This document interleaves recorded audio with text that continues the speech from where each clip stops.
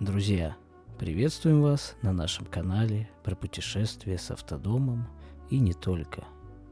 В рамках подготовки к нашему первому выезду в этом сезоне приобрели автомобильный холодильник, о котором и пойдет речь в этом видео. Итак, Mayville AF K55D, объем 55 литров. Прочие параметры вы можете видеть на экране.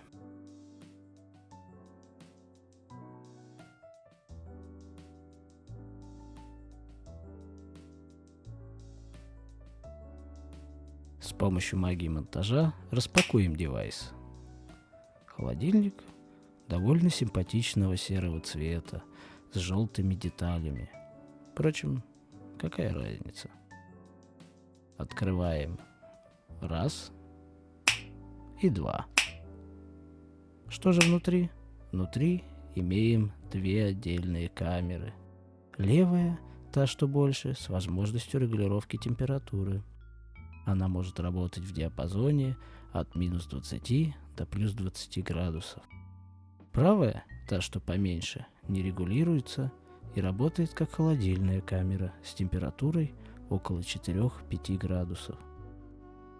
В одной из камер лежит коробка с тем, что идет в комплекте, а именно кабелем для подключения к прикуривателю и инструкцией.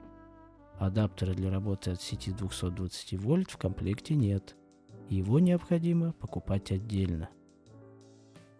Ознакомившись с ценами на специальные блоки питания для автохолодильников, а это около 2000 рублей, я решил купить универсальный адаптер на 10 ампер с гнездом прикуривателя. Он обошелся мне в сумму около 1000 рублей.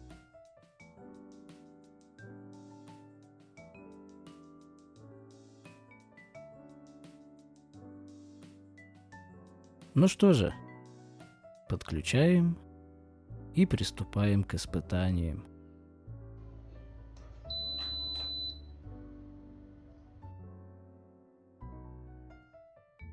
Стартовые температуры в левой и правой камерах вы можете видеть на экране.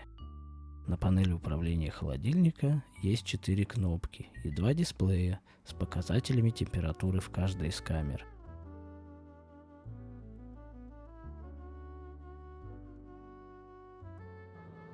Кнопками плюс и минус регулируется рабочая температура в большой камере. Давайте установим ее на минус 18 градусов. Кнопка с шестеренкой служит для переключения между экономичным и производительным режимами работы. Ну а справа расположилась кнопка включения и выключения.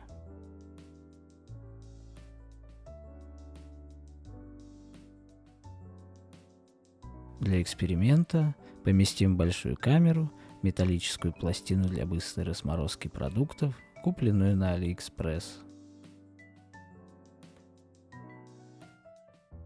В маленькую камеру поставим миску с небольшим количеством воды.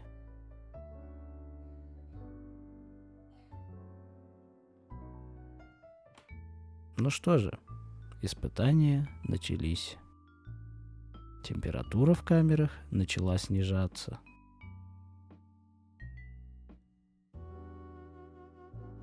По прошествии 15 минут температура в обеих камерах снизилась до 18 градусов.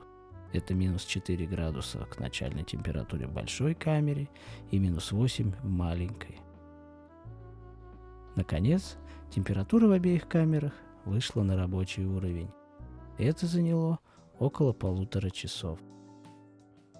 Приступаем к замерам. Для этого используем инфракрасный термометр с того же Али. Как видите, металлическая пластина охладилась до минус 19 градусов, то есть до целевой температуры.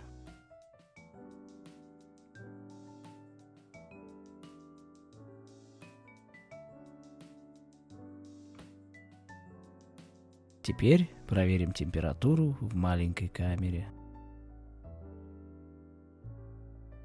Вода успела остыть только до 9 градусов.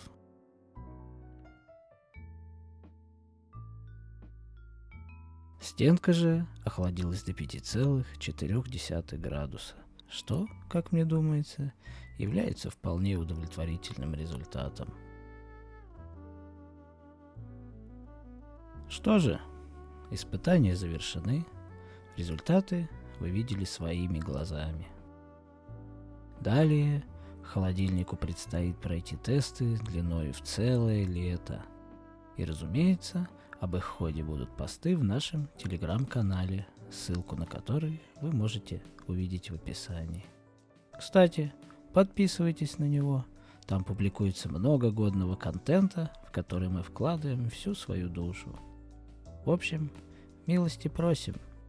Засим позвольте откланяться. И до новых встреч, дорогие друзья.